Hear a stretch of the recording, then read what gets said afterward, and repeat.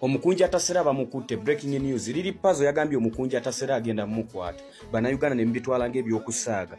Omukunji atasera arrested lwakuyita Lili Pazo sitaani, lwakuyita Mwami Museveni sitaani. Bino ebigudde ku Kyagulanyi. Biki katambi kikatadde. Ye CDF Muhoozi amututte mu basement ki. Twakugamba omukunji atasera wesonyo lwamusalenda. Lwamusalenda bwe yakuba hiti y'enkyukakyuka. N'asalawo abateeke mu diversion mwenna muwunge muve ku mulamwa mutandike n'okuvvoola saako kuyisaamu ababasinga eggaali. Atanalaba omukunji atasera ng'atwalibwa ku poliisi. Kona mu sound like nga sharinga video. Gega mawulira gatambula isawa ya kakati nti mukunja atasera yakuba hit ya Shuawin ate nga givudde kwa nino naku 2-3 emabegao joli abalamu waneno yafulumiza oluyimba lwe bayita sitaani wuuyo naye mu luyimba luno yabadde nga ayambadde t-shirt eya NRM nonno si NRM t-shirt eriko omukulembeze w'eggwanga era kino ne bamusuubiza nti ssaawa yonna ojja kukwatibwa. Lili Pazo yabadde yeewera t-shirt yabadde ayamba oluvannyuma ate nakomawo ng'ayambadde ka t-shirt aka red nga kuliko ekifaananyi ekya Lili Pazo nga kuliko ekigambo awo ekiraga nti sitaani wuuno. Nabalazaawo akatambi bwe bamubuziza n'agamba nti mbu ye yabadde ayimba ku ex we Lilian Simanyani webityo naye agawulira agaliwo geego mbu akwatiddwa. Omuntu omulala wuno naye ayogera ku nsonga y'emu. Mukunji atasera ebyo bibi. Mukunji atasabwe poliisi emukutte yavudde n'ayimba nga Museveni amuyita sitaani. Boyo twogerera mukunji aye ku poliisi. Jjukira Kabata yavudde n'amulabula n'amugamba nti mukunji atasera ekintu kye wandibadde weewala bye bintu ebyo ebyokubanga nti ebirala obikole oba oyimba ennyimba z'enkyukakyuka ziyimbe naye ekintu ky'omukulembeze w'eggwanga ne bw'oba tomwagala bireke tolaga mu public nti kiba kibi nnyo kubanga tulabye abaana bangi obulamu bwabwe busiraanye nti lw'ebintu ebyo aba omujjukira omwana omulenzi oli obulamu bwe bwasiraana lwa t-shirt zaalina mitwalo oba zaali 5 oba zaali mitwalo 2 gye baabawa ne baweerako t-shirt. Ye olwamala okurisiivinga ebintu ebyo n'amala t-shirt n'agijjamu we yagijjamu n'alaga n'agamba nti bannange ffe tukimayo ssente zokka naye bino kulonda mulonde Kyagulanyi oba t-shirt mbu n'agiyuza mu maaso ga kamera naye omwana kye baamukola so byandagezako kumugamba nti kakasa kkiriza obagaana bajja kubanga bakwata so tetumanyigana amawulire agasatulatinga nti akwatibwa oba bituufu oba nedda neffe we tuli nja kubanga mpola mpola tugakutuusaako butereevu tutegeera ekituufu ekiri ku ground kituufu akwatibwa oba nedda. Eyo waliwo amawulire agatawooma okuwulira nti sofa poliisi emaze okukakasa abantu 63 abafiiridde mu kabenje. Akabenje kano kabaddewo essaawa 6:13 ez'ekiro ekikeeseza olunaku olwaleero ennaku z'omwezi nga 22 omwezi guno gwe tulimu ogw'10/2025. Akabenje kano kabaddemu mmotoka 4 abantu 63 bafudde abasinga obungi bali ku bisago eby'amaanyi nno ddala. Kitalo nnyo era kitalo ddala. Tweyongera okubanga tusabira ab'enganda n'emikwano era tusabire n'abo abalwadde Mukama abakwateko. Okusinziira ku lipooti ya poliisi kigambibwa ebbaasi ya Isuzu Nairo Coaches nti yabadde egezaako okuovertakinga ennono yabadde eva Kampala ng'eri ku Gulu Highway ng'egezaako okuovertakinga Tata Lole. Okitegeera yabadde egezaako okuyisa etata Lole. Kakati neere yabadde eva Gulu Highway nayo ng'era egezaako kubanga eyisa. Kakati tezaategedde nti eno gyeyisiza neeri endala naye egezaako kubanga ekola ki. Kakati mbone zikolaidinga ate mukolaidinga eri endala mbonegezaako okubanga eddoogi nkugamba emmotoka 4 eziri involved mu kabenje kano 4 eziri involved mu kabenje kano. So naye nti poliisi yegamba eno yabadde eva Kampala yabadde egezaako okubanga eyisa ate oluusi mu kuyisa kuno bali olusi ku speed eyayiriyiri oba nga bavuga obuwewo bawenyuka obuwewo.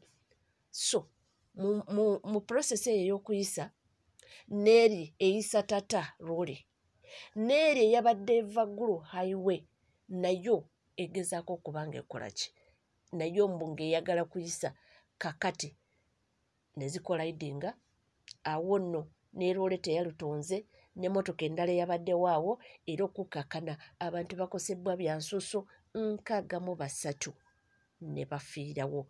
Bino bibaddewo nkugambye ssaawa 6 ogw'ekiro n'eddakiika 13 olwedde bubadde bukedde awo tuba tubala nti kibaddewo lunaku olwaleero. Kitalo nnyo era kitalo ddala. Si mawulire malungi ag'okuwulira, so checkinga ku muntu wo ng'ali side zeeyo, checkinga ku muntu wo eyatravelinze nga agenda side kale ng'akozesa Gulu Highway oba yalinnye ki oba yalinnye motoka ki mukubire ku ssimu mubuze watuuse bulungi. Naawe oli eyo oyinza okuba watuuse nga traveling kubira ku bantu babagambye munnange gye nagenze natuuse bulungi baleme okweraliikirira naye nga mawulire si balungi. Wokubye essimu nga teriiko munoonyenoonyeeko mugende mucekinge kwabo mucekinge nokwabo bali mu malwaliro tomanye naye nga mawulire si malungi yadde n'akamu agava esaidi zeeyo. Nga tuvuddeyo tweyongereyo n'amawulire ag'enjawulo agatambula waneno mu ggwanga Uganda. Bintu bingi nnyo ebiri mu kutrendinga. Twafunye amawulire nga bakyusizza ennaku z'okulonda ebyo ndowooza ebisinga obungi nabibatuusizzaako. Wabaawo amawulire agakyali eyo Bunyoro eyo waliyo amawulire agavaayo eyo nti Nabbanja munnange asimbye ogwa wansi ne waggulu. Jjukira bali bakyatambulira sayidi z'e Bunyoro era nga campaign trails zaabwe ziri Bunyoro wiiki eno yonna naye nga so far so good. Kintu kibadde kyali massive ng'abantu bajja mu bungi nnyo. Abo yabagambye nti temugenda yalinga yabagambye nti bannange mugende. Alinga yabagambye nti mugende. Maye abaana b'ensangi zino balina empuutu nnyingi nnyo. Ojemera otya Prime Minister nga bagambye bannaye temulinnyayo ate mwe ne mugaana ne mulinnyayo naye nga so far so good.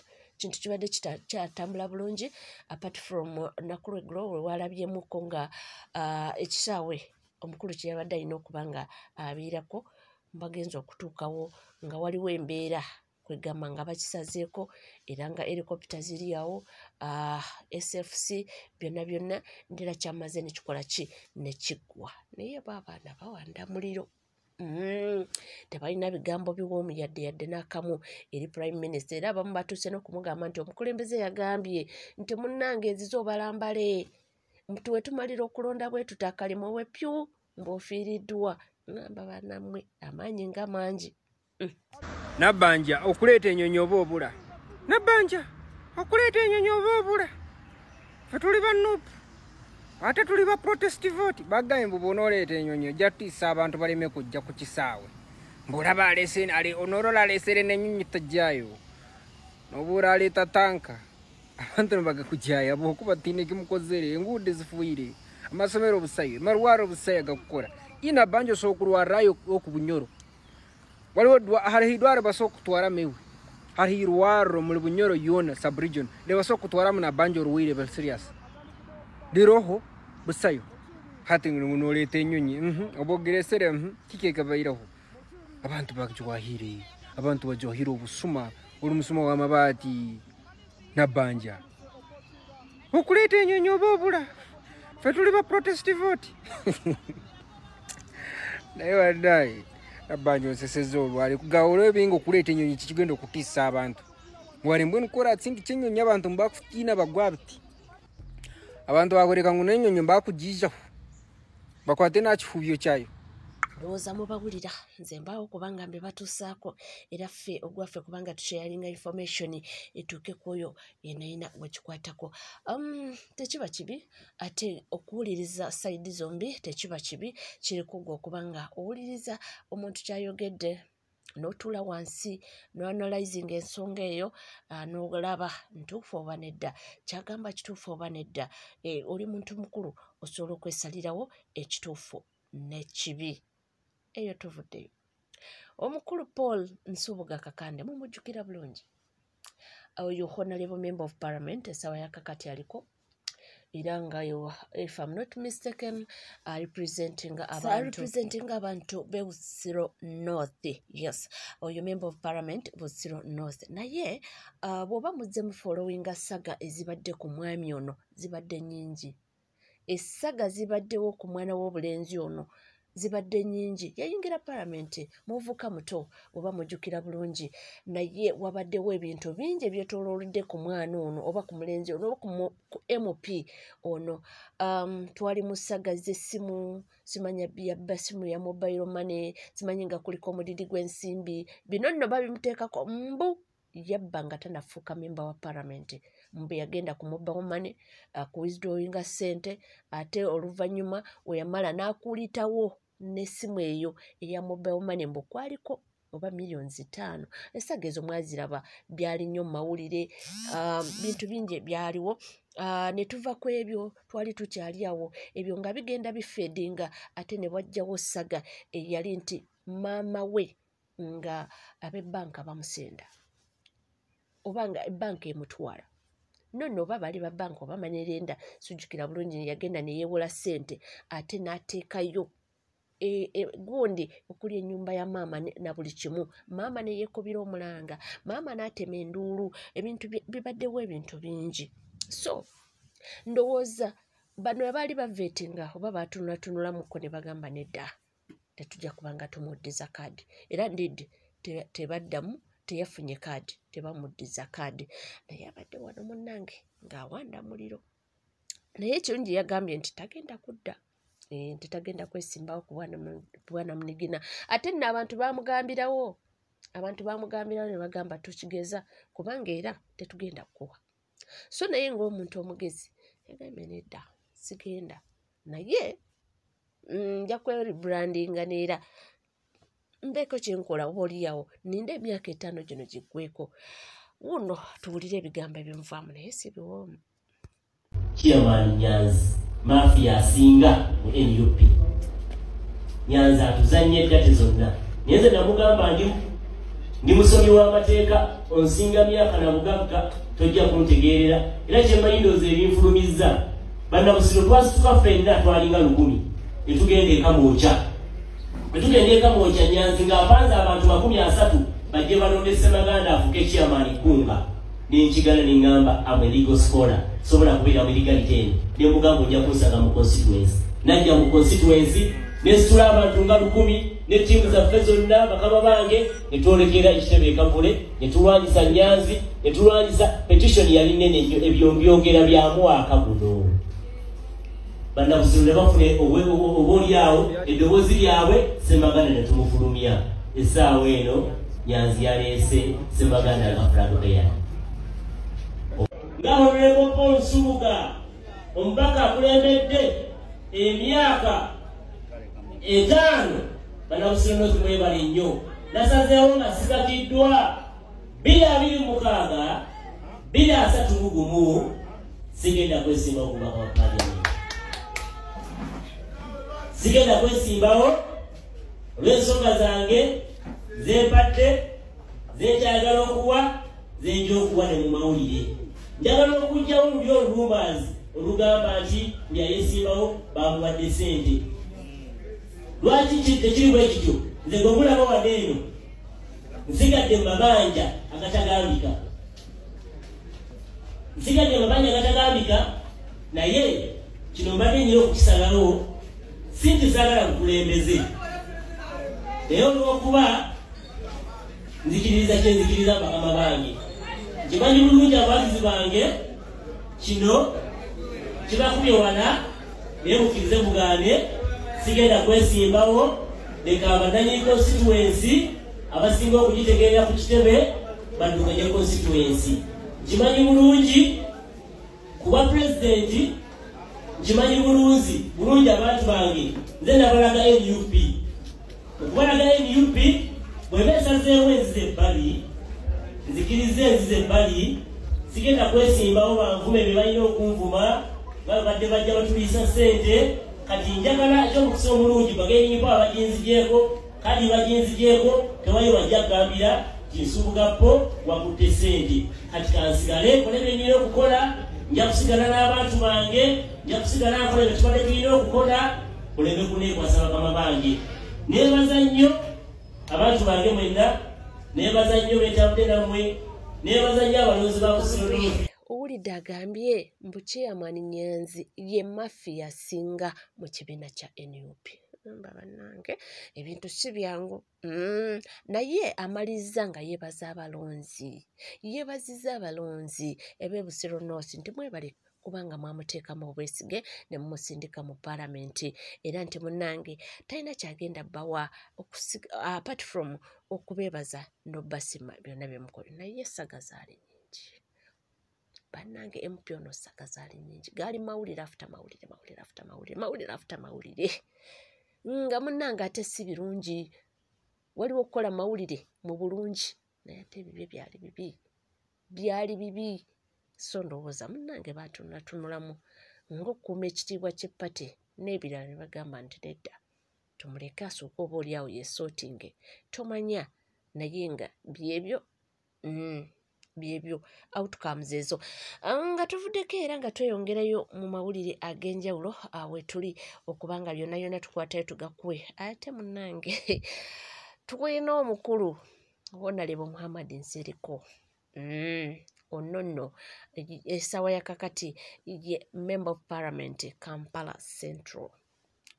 Ono ye yajjira ku kadi ya NRM n'atuuka mu makati be ba rebel MPs be mwawuliranga be baayogerangako yali Nsereko yali Theodore Ssekikubo yali Barnabas Tinkasimire abo nno baatuuka ne babeera big headed mu kibiina kya NRM ne baba suspendinga. Naye Ssekikubo obudde bwatuuka bo ne babagamba nti ozaala ekibi okiwongerera ne babayita bonna bansatule ne babagamba nti mukomewo mwetonde. Nsereko n'agamba ani okwetonda? Nze Nsereko. Ye n'abigaanayo. Bali ne baddayo ne beetonda ne baddayo mu NRM era ne bakola ki ne beesimbawo nga NRM. Nsereko n'abigaanayo n'agamba sidda era okuva olwo n'atandika okuvuganya nga independent era n'asinga obululu bwe bulungi.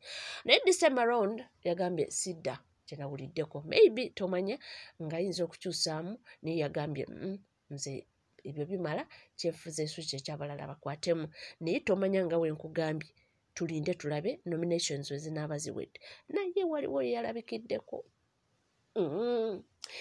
yalabikiddeko ng'ali ku interview naye munnange bye yayogedde tebyasanyusizza abantu. Abaana ne bamugamba gw'osaaga. Leka tukuteekemu amagezi owulire bino. Butamanya kibi nnyo. Kibi nnyo omuntu okuba nga tamanyi ate nga tamanyi nti tamanyi. One, the laws of Uganda say all minerals in Uganda belong to the people of Uganda. However, communities will get royalties. Kakati bw'owulira omuntu ng'ayogeza omutwe nga mu mutwe gwe mwe muva ekigambo 10%. Golowooza omutwe gw'oyo nga liida guba gukola. Guba gukola nga bwe yakirabawa. Tannaba kusoma ndagaano ya agreement eya oil. Kubanga olina production sharing agreement. Olaba obutasoma nti kintu kibi nnyo. Bino beyogereta kibi nnyo obutasoma. I'm telling you. Kibi nnyo obutasoma. First of all, amafuta gano from extraction waliwo abajja ne bakola exploration. Bwe bakola exploration ne batunza bano abagenda okukola upstream be bagenda okugasima total ne sima. Kakati goli mu kugaba 10% of what percentage? Of what percent? Oyo omuntu eteranga mu studio wano kyovola mwatukola bubi obutafa. Yagambye singa bunyoro tamanyi eringa Dubai tamanyi anti because amafuta balina yeyo ne government tebawako wadde 10%. Bayita village excitement. Ani yeke nyini yakyogedde mwami Kyagulanyi alina village excitement. One, tali knowledgeable. Well, Honorable Muhammad Nsereko Kyagulanyi alina village excitement, tali knowledgeable, teyasoma. Yeah, with due respect, mwami Nsereko nkusaamu ekitiibwa nnyo ekyo naawe okimanyi nkugoberedde ebbanga ddene nnyo era ekitiibwa kyenkuwa because oli musajja mugezi nzikiriza nti taatawo yakolerako gavumenti ya mwami Museveni naawe wennyini n'okolerako gavumenti ya mwami Museveni naye omusajja akaddiye mwe bantu abatuufu muli mu kaseera akatuufu ak'okuditamininga ebiseera bya Uganda eby'omu maaso the so-called intellectuals naye kinnuma nnyo okulaba nti Honorable Muhammad Nsereko essaawa eno Uganda tekufunamu why Uganda tekufunamu why kubanga nze bwe mpulira message ekuvaamu you are trying to neutralize NUP message ya NUP era kyova olaba okola nnyo reaction oba responding nnyo ku nsonga Kyagulanyi z'abakola ki z'abayogeddeko but anyway naffe tujja kukola submissions zaffe Kyagulanyi oyogedde ku kyamafuta bwe yabadde Bunyoro yagambye Abanyoro yabasuubiza 10%. Oli kwebuuza 10% ng'eva luddawa okusinziira ku mateeka ga Uganda. Naye weerabidde nti Kyagulanyi mu message yakugamba bw'akwata obuyinza agenda kukola ennongosereza mu ssemateeka ateekemu obuwaayiro oba ateekewo amateeka aga benefitinga bannansi. Endagaano z'amafuta z'otematema Kyagulanyi z'ogamba nti teyasoma tazikiririzaamu. Walibadde obuuza 10% ogenda kugikola otya.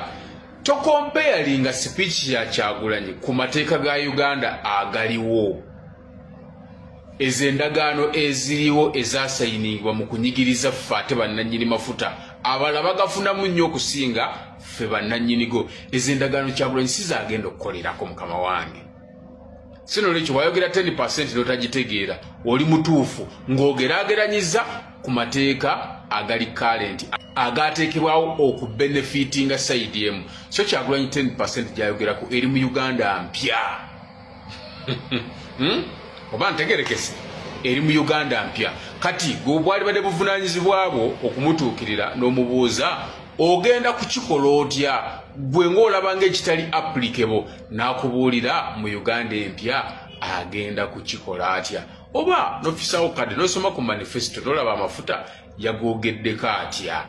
Lw'osobola okukola submission entuufu ku speech za mwami Kyagulanyi.